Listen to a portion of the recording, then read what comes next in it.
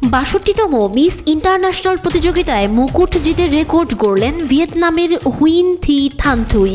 মঙ্গলবার ৭০ জন প্রতিযোগীকে পেছনে ফেলে প্রথম বিজয়ী হিসেবে রেকর্ড গড়লেন তিনি। টোকিওতে জমকালো আয়োজনে মিস ইন্টারন্যাশনালের ৬২তম আসর বসে। মুকুট জিতে ভীষণ উচ্ছ্বসিত থান থুই। তিনি বলেন, সবার প্রতি আমি আন্তরিক কৃতজ্ঞতা প্রকাশ করছি। আমি ভিয়েতনামের প্রথম মিস ইন্টারন্যাশনাল। অবশেষে নিজেকে প্রমাণ করতে পেরেছি। আমি ভিয়েতনাম সহ সারা বিশ্বের ভক্তদের কাছ থেকে সমস্ত ভালোবাসা এবং সমর্থন পেয়েছি। সবাইকে ধন্যবাদ।